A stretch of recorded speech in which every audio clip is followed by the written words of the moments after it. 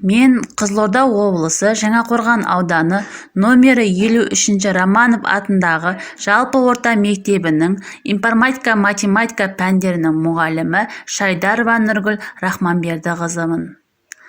Мен алгебра пәнінен 7 сыныптарға бүтін көрсеткішті дәреже бөлімі бойынша натурал көрсеткішті дәреже және оның қасиеттері тақырыбын өтпекпін. Саламатсыздар ма балалар? Бүгін біз натурал көрсеткішті дәреже және оның қасиеттері тақырыбын өтеміз. Сабақтың мақсаты натурал көрсеткішті дәреже анықтамасын және оның қасиеттерін білу. Натурал көрсеткішті дәреженің қасиеттерін қолдану. Бағалау критерийі. Натурал көрсеткішті дәреженің анықтамасын білетін боламыз және қасиеттерін қолдана алатын боламыз.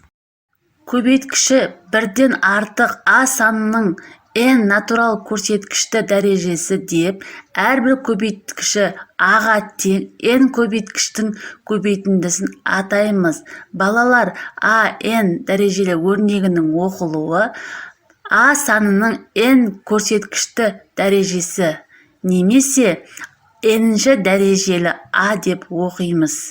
Кез келген санның бірінші дәрежесі сол санның өзіне тең болады. Мысалы балалар, аның бір дәрежесі тең болады аға, және де аның 0 дәрежесі 1-ге тең болады. Натурал көрсеткішті дәреженің қасиеттері. Егер а үлкен 0 және n натурал сан болса, онда n-ші дәрежелі а үлкен 0-ден, яғни кез келген оң санның натурал көрсеткіші оң сан болады. Егер а 0-ден кіші және n жұп сан болса, онда n-ші дәрежелі а 0-ден үлкен, яғни теріс санның жұп дәрежесі оң сан. Егер а кіші 0-ден және n тақ сан болса, онда n-ші дәрежелі а 0-ден кіші, яғни теріс санның тақ дәрежесі теріс сан болады. Мысалы келтіретін болсақ, 8-дің 3 дәрежесі дегеніміз 8-ді бір-біріне 3 рет көбейту деген сөз. Ол 8-дің 3 дәрежесі тең болады 512-ге. 7-ден 6-ның 4 дәрежесі дегеніміз 7-ден 6 көбейтілген 7-ден 6. Осы санды бір-біріне 4 рет көбейтеміз. Оның шығындысы 2401-ден 1296-ға тең болады. Минус 0,3-дің 5 дәрежесі дегеніміз минус 0,3-ді өз-өзіне 5 рет көбейту деген сөз. Оның мәні минус 0,100,000-нан 243 шығады. Негіздері бірдей сандарды көбейткенде, негізі сол күйінде қалады да, дәреже көбейткіштері қосылады. Мысалы, m-ші дәрежелі аға көбейтеміз n-ші дәрежелі а-ны. Тең шығады m қосылған n-ші дәрежелі а.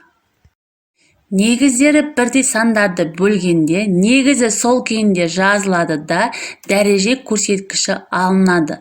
Мысалы, m-ші дәрежелі а-ны n-ші дәрежелі аға бөлген уақытта шығады n-n-ші дәрежелі а.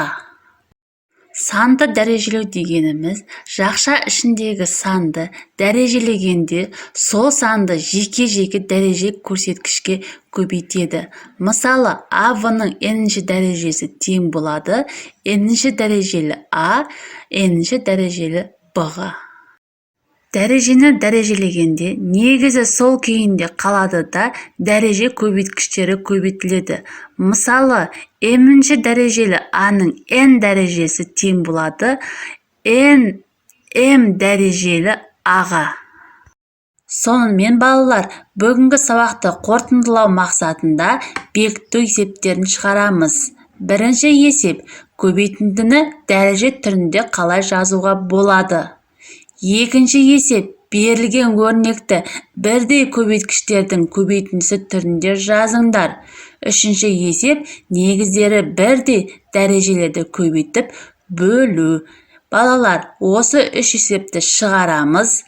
мен сендерді бұл есептерді шығарады деп сенемін. Балалар, енді шығарған есебімізді тексеріп алайық. Бірінші есебіміз көбейтіндіні дәреже түрінде қалай жазуға болады? Біріншісі 9-ды өз-өзіне 8 рет көбейткен. Сонда ол 9-дың 8 дәрежесі. Дұрыс па балалар? Егер де дұрыс болса, сендер жарайсыңдар. Екінші есебімізді тексеріп көрейік.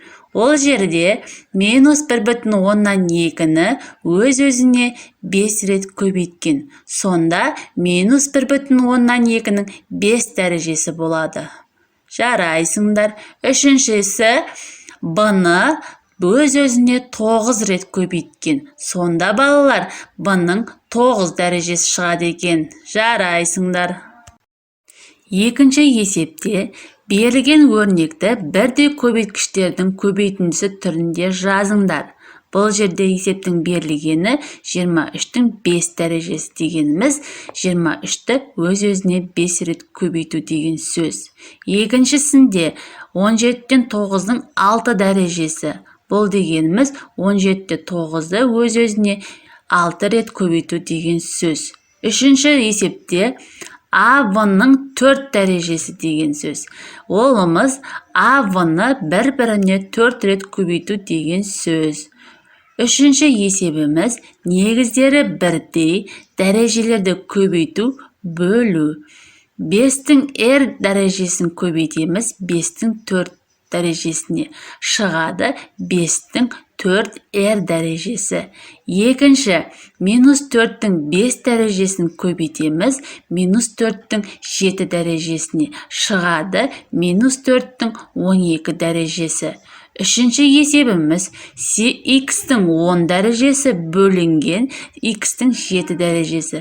Шығындысы x-тің 3 дәрежесі.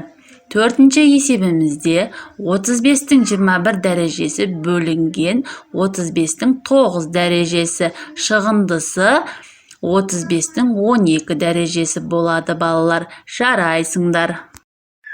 Сонымен балалар, бүгінгі сабақта біз дәрежелеу дегеніміз не екен білдік.